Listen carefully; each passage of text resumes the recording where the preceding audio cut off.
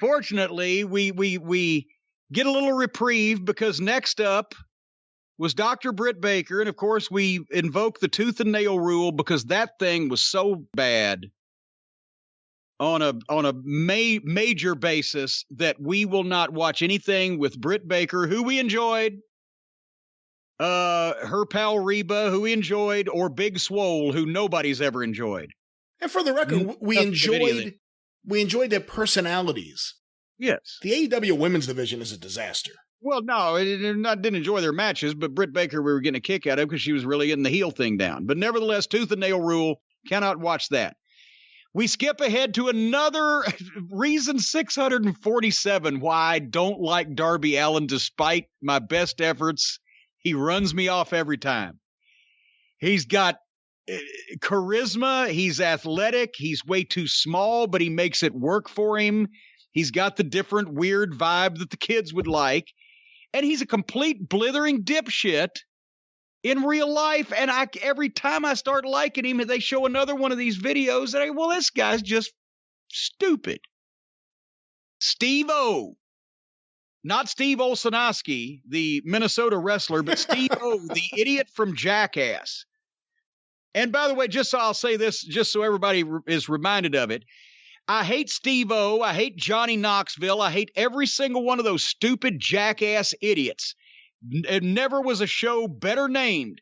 Garbage, trashy people on fucking drugs with no jobs, kicking each other in the balls and videotaping it. Suddenly they get a movie and a television show.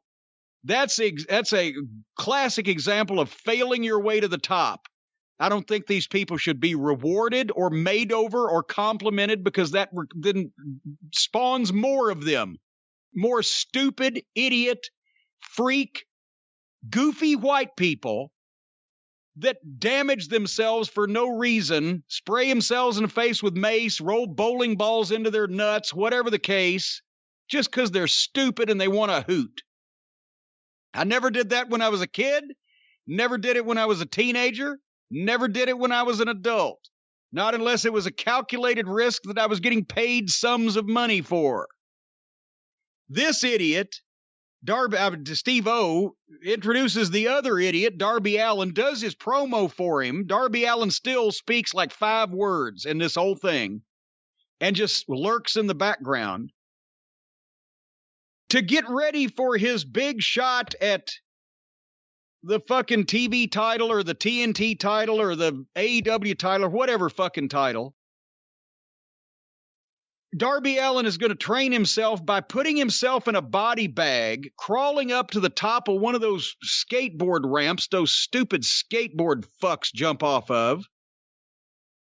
And he rolls himself in the body bag. Didn't roll, actually just rolled off the edge and dropped. What was the unearthly point of that? It didn't even look like a cool trick. He just fell off a fucking shelf in a bag.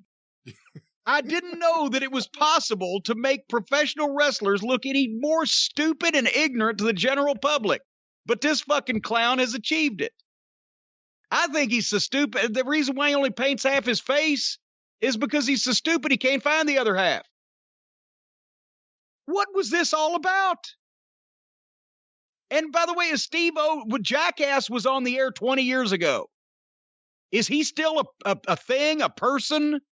Or is this just them finding, like TNA would, some goof that used to be a celebrity and slipping him a couple of dollars because they think somebody will give a shit? I don't know what Steve-O currently does. I mean, there are still a lot of people who remember Jackass. There were movies. It was big on MTV. 20 years ago. It's been a while. Was Steve-O some kind of alcoholic and drug addict that went broke and blew all his money?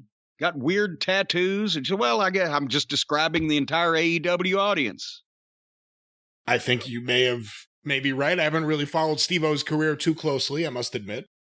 I can't tell you what the point of Darby doing all these videos. It's, the jumping off buildings or this and that. It's getting him over as a wrestler. Can you imagine if he broke his arm doing that? Well, yeah, and I would fucking laugh my ass off. You know why? Because I don't wish misfortune on people that don't do stupid shit.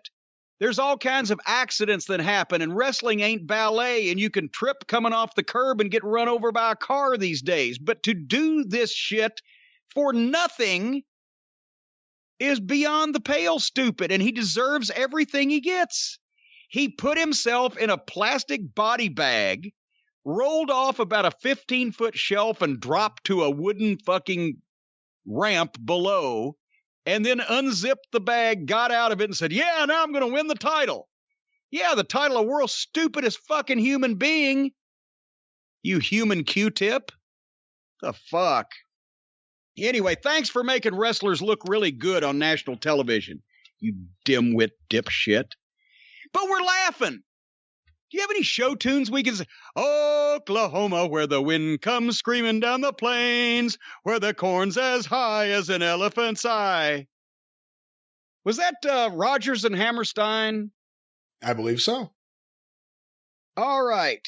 They revived it a few years ago. Cheated on Hammerstein with Hart, by the way, for a while. Remember that? They revived that play on Broadway a few years back because I saw the commercials here in the local greater New York area.